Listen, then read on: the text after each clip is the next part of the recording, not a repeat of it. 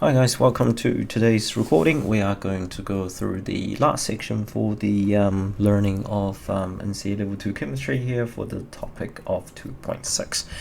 So for this particular video, we are going to look at the pH calculation. So get your calculator ready, and then I'm going to briefly go over the overall topic just in terms of what sort of what sort of questions you can expect, and what sort of grades are you looking at for each of these sections. Okay, so without further ado, let's get started. Now, just be mindful that I say this normally face-to-face to my year 12s every single year, is that in the next I'll say 15 minutes, 10-15 minutes or so, if you're finding the calculations that I'm doing difficult, then and then you're someone that wanting to do chemistry next year, especially because at our school we do 3.6. If you can't cope with the calculation 2.6, I will seriously get you to consider not to take chemistry next year, because if you can't handle 2.6 calculation, 3.6 is going to absolutely murder you. Okay, so just stay away from it, because everything is 5 credits in year 13. So my advice is that because everything just gets much harder in year 13, and if you're struggling in year 12, like say if you really struggle with organics, you really struggle with reactivity, structure and bonding, then you're not going to do that well next year. Okay, so but the more we do want you, as many people taking the subject as possible, but we just have to be looking out for you. Yes, you may love the subject, but if you're finding a particular aspect really difficult, I mean, I've had someone in the past that excellent student, works super hard, just cannot do mathematics. Okay, so 3.6 just destroyed her. So just be mindful of that. But hopefully, if you do decide to keep going with level 3 chemistry, and if you struggle, you can always come back to this channel, and hopefully I'll carry you through year 13 as well. Okay, so let's get into this particular section. So pH calculation. So what is pH? So I have a question here, but just before we do the question, just remember pH is the potential. What pH stands for is potential of hydronium ion. So how do we calculate the pH? Is actually equals to the negative log of the concentration of H3O plus. So what you do on your calculator for the section, if you know the H3O plus concentration, you just on your calculator press negative, press log, press type in the number, and then press equal or execute or enter whatever your calculator says, and then you should get the pH number. Okay, so that's one of the equations that you just need to know. pH is the potential of hydronium ion, so which is calculated being negative log H3O plus. Now if we were to go the other way, if I know the H3O plus, if I know the pH, how do I figure out the H3O plus? You do the reverse of that, so you do 10 to the power of negative pH. So we'll go through these questions. We'll use these equations as we go, and now we introduce a KW, a constant, later on as well. Okay, so let's just have a look at one question. So here we go, here it is. Calculate the pH of 0.1 mole per liter HCl solution. So as you can see, the volume, I don't even need the volume. Let's say if I have 100 mils of the 0.1 mole per liter of HCl sitting in a beaker, how can I calculate the pH of that solution? So very simple. So you just need to remember HCl, this guy completely dissociates in water. Now you don't even need to show this equation, but I'm just showing you to show to tell you where the numbers come from. Can you see this is a 1 to 1 to 1 to 1 mole ratio equation, a reaction. So as you can see, if the initial HCl, so if this is X, this is X, this is X, this is X, but how much HCl do I have? I have, instead of X, I would require, I have 0.1 mole per liter at the beginning, so this will completely dissociate, so I will produce 0.1 mole of H3O plus at the end. So if you know the HCl concentration, like say 0.1 mole per liter HCl, so this just means your hydronium ion concentration is going to be 0.1, which is exactly the same number. Now what do we do here? You just substitute into the equation. So how do we figure out the pH?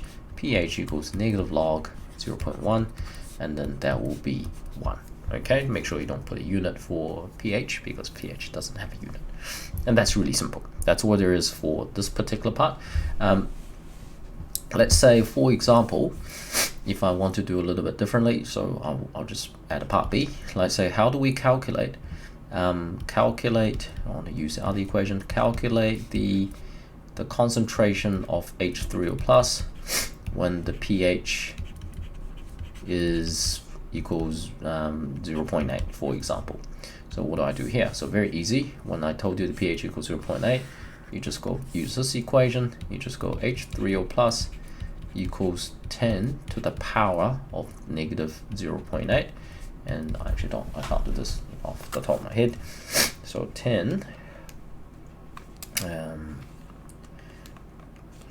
well, I'm just stuck on my screen, 10 to the power of negative 0.8, and that will be 0.158 moles per liter, rounded to 3 significant figures. Okay, so that's all there is, and that's why I said, you know, what I needed to say at the beginning, because if you can't do that at year 12, don't do year 13 chem, because you're not gonna have a good time. Okay, now next part. So this is just an acid. If you have HCl, HNO3, clearly it's just negative log whatever the concentration is.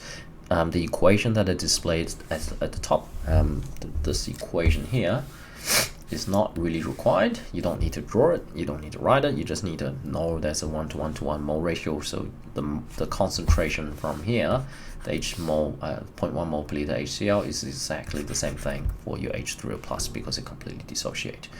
Now the reason why it gets difficult in year 13 is that, you know, you should know now, but the weak acids and bases don't completely dissociate, so the number can't be carried over, so it's going to be a little bit harder. All right, now, so next one. Now this is going to be a little bit difficult, and this is as difficult as it goes. So this is sodium hydroxide. So this is a base, okay, and we want to calculate the pH of a base. Now for base, we know that a base will completely dissociate and split into the Na plus and OH minus ions. Now in any given solution, in any solution that has got water in it, you have, now you know in year 11 you compare the pH, you compare the ions in different acidic or basic solutions. You talked about H plus is bigger than OH minus. That means it's an acid. H plus is the same as OH, you know, that sort of thing that you did last year. We don't really care about that now. But in any given solution, you would have, so in, you know, aqueous solutions,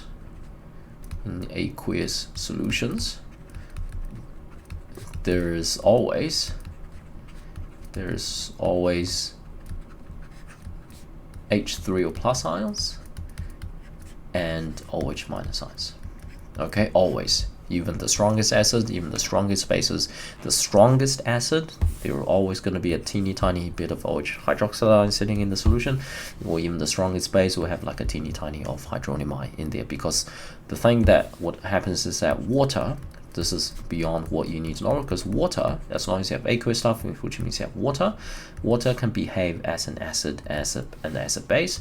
As you can see, the water will actually dissociate with each other to produce KH3O plus and OH minus, and this is actually given as a constant, which is Kw, which is the water dissociation constant, is H3O plus, you know, just writing the Kc for the above equilibrium, and this number is a constant, and this is given to you 1 times 10 to the power negative 14. Okay, so in any given solution, you will know the if you know the OH minus concentration, you know the hydronium ion concentration, vice versa, because they always multiply to be 1 times 10 to the power negative 14.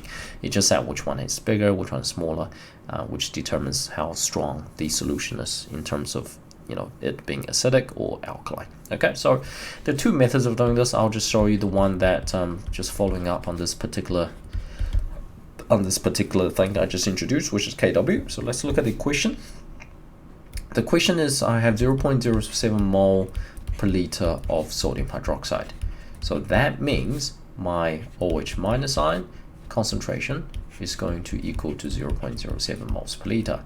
So as you can see, we can straight away use this highlighted equation to find the hydronium ion, because the H3O plus is going to be Kw divided by OH minus concentration, which is going to be 1 times 10 to the power negative 14 divided by 0.07. And you may go, why do I need that? Because we need to calculate pH. And how do we calculate pH? Use negative log and use negative log the hydronium ion. So we need the hydronium ion concentration first. So this is the hydronium ion concentration. Do this in a calculator, and pH equals negative log H3O plus, which is just this number here, negative log that. So just go negative log answer, and the pH is 12.8. Okay, so that's how you can do this method number one. So it's just that if you are doing a strong acid, you just negative log the concentration that you got given, and then you got your answer. If you got given the base, use the OH minus to find the hydronium ion concentration first using the KW, and then do the division to find the H3O plus, and then negative log that to find the answer. Okay, but I personally don't like this method because there's a better one. Okay, now method number two, this is completely up to you. You will get exactly the same answer. You don't get marked down or marked up if you use one method over the other. They will give you exactly the same answer. Now this is just showing just a bit of understanding, and the more of chemistry you do, the more you're going to realize a lot of the things that you hear in our everyday conversations, pH as an example, are actually created by especially chemists just to communicate with the general public. Because pH is a potential of hydronium ion, so when we say pH of 2, for example, you're like, oh, 2 on the pH scale, oh, that's pretty acidic.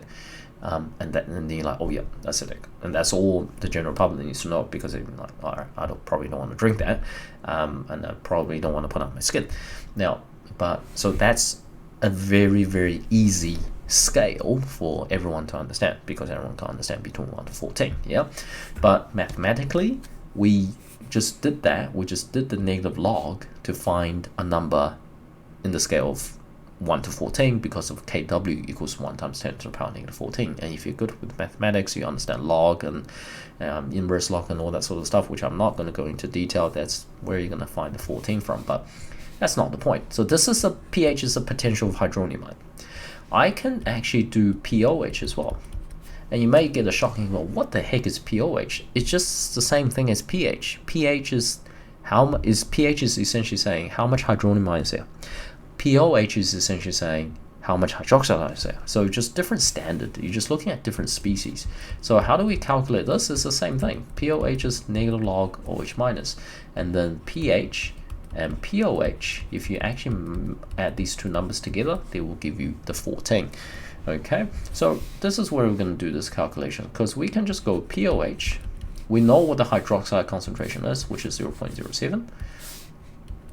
So I'll just go negative log 0.07, which gives me negative log 0.07, which is 1.15. And then what's pH? pH equals 14 minus 1.15, and that will give me, so use the whole number, don't delete numbers from your calculator, and that will give me 12.8. And as you can see, you get exactly the same answer. And if you're someone sitting in front of the screen, use a calculator, I would like you to actually time yourself how long you are going to do number 1 versus step number 2. It's going to save you quite a bit of time just to be able to, and the less numbers you crunch in your calculator, the less chance of mistake you are going to create for yourself. And I personally like that the best. Okay, but as you can see, both produce the same answers, and you can always go back and rewatch if you don't understand what I was doing here. If you don't understand number 2, just do number 1. You spend like say a minute longer, but you get the same answer anyway. If you understood both methods and you're pretty confident with number 2, and especially if you're considering doing chemistry in year 13, then it's really good that you can just use step number 2, because that's going to take you to places, because the understanding is there, and it's going to make your life a little bit easier next year as well. All right, last calculation before we do some summary. All right, so this is 3.48 grams of sodium hydroxide dissolving in 150 mils of water. So there are a few numbers of interest here. Now remember, we normally we will give you every single number in chemistry that we provide, you tend to use them once. Okay, so we don't give you grams here and give you the molar mass here for no reason. So just as a general habit, just convert any grams to moles, because we don't like grams. So this all tells us how many moles we have. So as you can see, it just becomes a habit. If they give you, this is 0.087 moles, okay? So this means I put in 0.087 moles in 150 mils of water. What is my pH? And so you need to work backwards a little bit. It doesn't matter which method 1 or method 2 you need the OH minus concentration, because once you got that, you can use either step number 1 or step number 2 to figure out the equation. So how do we figure out the concentration? Concentration is the mole divided by the volume, which is why we did the mole part here. So which is going to be 0.087 moles divided by the volume, which is 0.15 liters, and then that's going to give you 0.58 moles per liter. Okay, so this is my OH minus concentration. So my OH minus concentration equals 0.58 moles per liter. And I'm just going to use step number 2 because, as you can clearly tell, I'm a little bit biased because this is just so much easier to do. So negative log the answer, which is 0.237.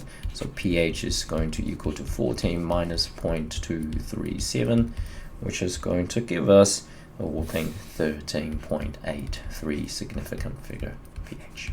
Okay, so hopefully this makes sense, because it is just calculation. So there's nothing tricky to it, and you will be given the constant of Kw. As you can see I didn't even use it. Okay, but Kw is incredibly important. If you know one concentration, if you know the hydroxide or the hydronium ion, you know the other one. Okay, now let's just quickly go through the summary a little bit. Now we are looking at 2.6 in general. So the first big blob is rate of reaction. Okay, so rate of reaction, especially for the sake of exams, I'm just being very pragmatic here. You need to make sure that you can particularly understand temperature and catalyst, how these two things increase the rate of reaction. Refer to my previous exam videos for more detailed answers here, but these are going to be your guaranteed excellence questions. You may be required to draw diagrams like this, like for your catalyst. You may be required to draw your temperature, your graph like this, and they may ask you to explain why the end is flat, why they're finishing at the same point. For example, you need to be able to explain that. And I get especially for our school exams, every single year, it pains me to see here so many people write so much for the first question, which is the rate of reaction section, and only gets a 4. Because they don't watch out for the use of vocabulary. We're interested in the frequency, the force, the amount of energy. When you're increasing temperature, you're increasing the amount of energy the particles have. Higher the kinetic energy, the faster they travel, increasing the frequency of collision.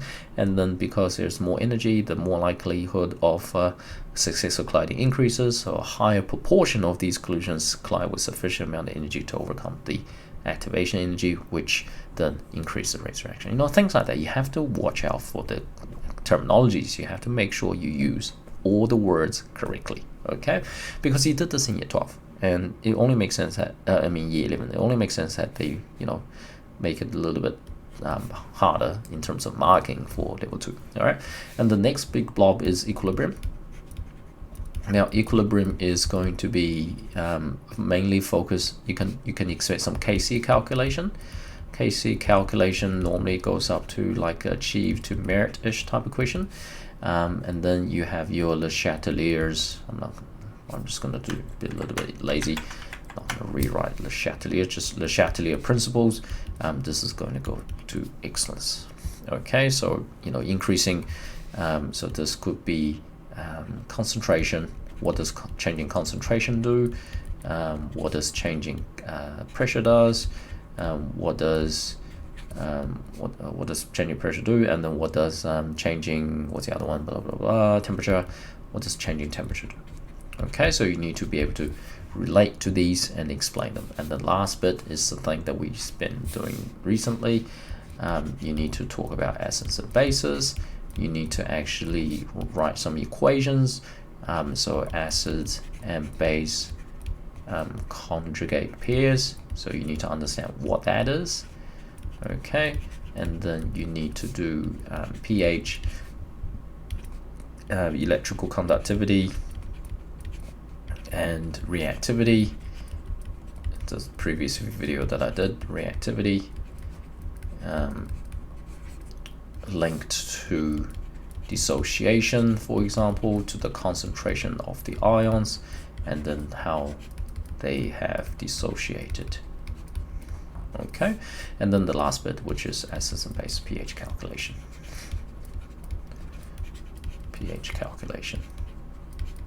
Okay, so this is going to be grade-wise. I personally think this is always going to be your E. This is more like an M. This is more like an A to M. Okay, but this is the topic, and the only reason I'm doing a summary because I mainly do these videos for my class during lockdown that we're currently going through. But this will probably just summarize everything that we've done for this unit, and that will sum up pretty much all the videos I'll do for now for in terms of online teaching, which is what I'm trying to do here. And this just comes down to grinding exam questions. Okay, so what you can expect from me in the near future is that I'll just be hopefully going through the 2020 exams before the current level 4 lockdown finishes, and so that means I would have gone through 3 years of exams. And I personally would have recommend anyone that want to do well in chemistry at least do 2 to 3 years of the past exam papers, because you realize two things. First of all is that the questions are very similar. Second is that it's not difficult. Okay, so have some belief, grind them out. The more exams you do, the more variations of questions you'll see, the better you do. Chemistry is a very, very fair subject. Spend the hours, you will succeed. Okay, so all the best, and take care, and I'll see you guys next time. Bye bye.